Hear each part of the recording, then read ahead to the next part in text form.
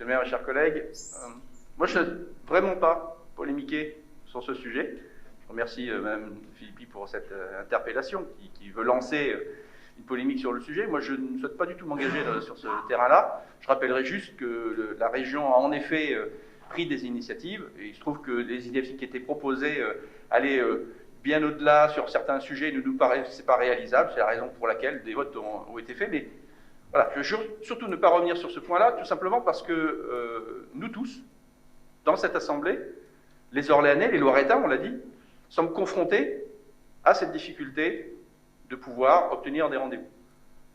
Il se trouve que, vous voyez, quelques années, mon médecin généraliste à Saint-Marceau a pris sa retraite et que je n'avais pas de médecin généraliste, que ce soit à Saint-Marceau ou ailleurs sur Orléans, qui puisse m'accueillir en tant que patient. J'ai été obligé, et j'ai eu la grande chance à l'époque de trouver sur Saint-Privé un médecin qui puisse me suivre.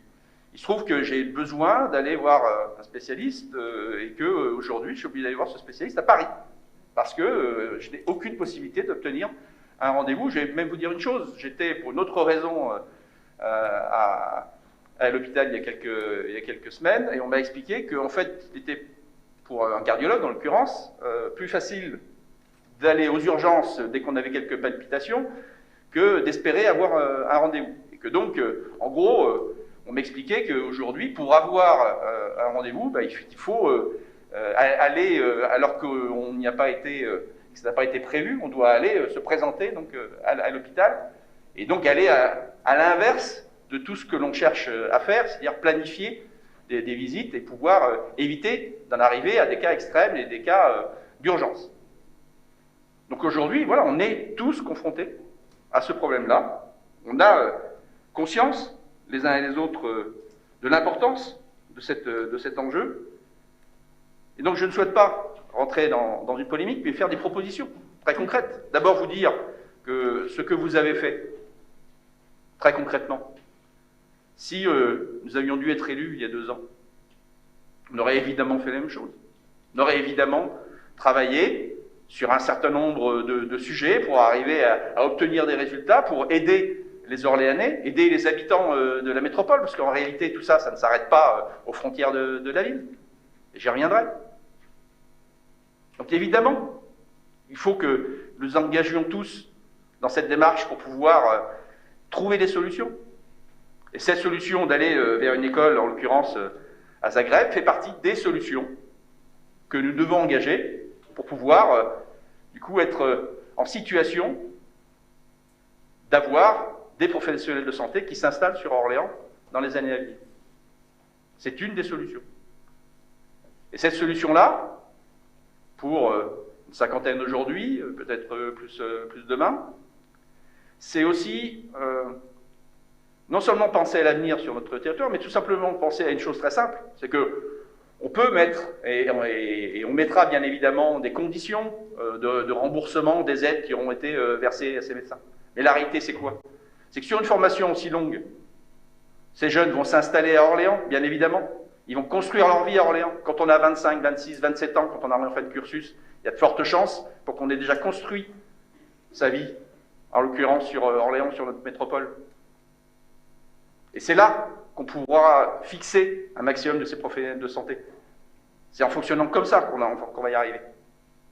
Parce qu'ils auront déjà une conjointe, un conjoint, des enfants dans nos écoles, ils auront déjà cette vie, des amis, et ils profiteront de la vie orléanaise, de la vie culturelle, de tout ce qui leur permettra de se dire que, bah oui, Orléans est une belle ville dans laquelle on doit s'installer, et on peut s'installer. Donc ça, c'est une des possibilités. Ça ne doit pas obérer l'idée qu'on puisse, en effet, accueillir un CHU à Orléans. C'est pour moi une action à mener, comme on doit aller vers cette possibilité d'avoir ce CHU à Orléans. Ça fait des années qu'on nous explique que ce n'est pas possible. J'étais 10 ans à la région, on m'a toujours dit que ce n'est pas possible. Voilà, on a même fait un colloque à Tours, où on nous expliquait exactement la même chose. J'entends tous les arguments qui sont donnés. La réalité, c'est qu'on mérite d'avoir un CHU à Orléans, notre bassin de vie le mérite, et donc nous devrions pouvoir, alors est-ce que c'est une interpellation des candidats, j'en sais rien, mais en tout cas au moins du futur président ou de la future présidente, hein, de la personne qui sera élue au mois d'avril prochain, eh bien, on doit faire le siège de son ministère, de présidence, tous bords politiques confondus, pour obtenir d'avoir ce CHU sur notre ville. Oui, évidemment, on doit faire ce travail-là, on doit le faire ensemble. Maintenant, il y a d'autres solutions qui existent, il y a un certain nombre d'autres pratiques qui ont été mises en œuvre. Je pense cabinet de télémédecine, par exemple. On commence à avoir des retours d'expérience. Évidemment, on préfère tous avoir un médecin face à soi. Mais il se trouve que les cabinets de télémédecine sont et font partie des solutions qui existent aujourd'hui et qui fonctionnent plutôt bien. Moi, j'ai des retours d'un certain nombre de maires qui me disent qu'ils ont mis en place ces cabinets de télémédecine et que ça fonctionne. Donc là aussi, c'est une partie de la solution. Ça n'est pas tout, mais ça en fait partie. Donc vous voyez que, au-delà de tout ce qu'on peut, et on peut ne pas être d'accord sur un certain nombre de sujets, mais sur celui-ci, au-delà du fait que nous sommes d'accord sur le sujet, nous devons y réfléchir tous ensemble. Et c'est ça que j'appelle aujourd'hui, et non seulement au niveau municipal, mais en particulier au niveau métropolitain. Parce que ce que j'entends aussi, c'est qu'on a un certain nombre de médecins qui, malheureusement, ont des comportements de chasseurs de primes. Et qu'on commence à voir des médecins qui sont dans des maisons de santé, qui sont positionnés sur des villes de la métropole, et puis qui ensuite pourraient partir ou partent dans d'autres communes de notre métropole. Alors, ce que je demande, c'est que la belle entente qu'on a vue il y a quelques mois maintenant à la métropole entre les maires perdure, qu'on s'assoie tous autour d'une table, que ces maires s'assoient et qu'ils fassent le travail. Qu'ils fassent ce travail de maillage de notre territoire, qu'ils regardent quels sont les professionnels de santé qu'ils ont sur leur territoire, et surtout, qu'ils ne piquent pas les médecins les uns et les autres, qu'on ne se lance pas dans cette course-là, et qu'on travaille ensemble.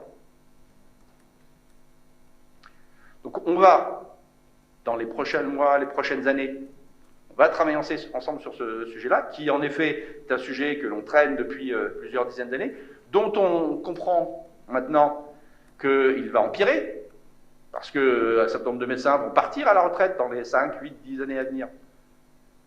Donc oui, ça doit être un engagement des élus locaux, en lien évidemment avec les instances nationales, pour arriver à régler ce problème-là.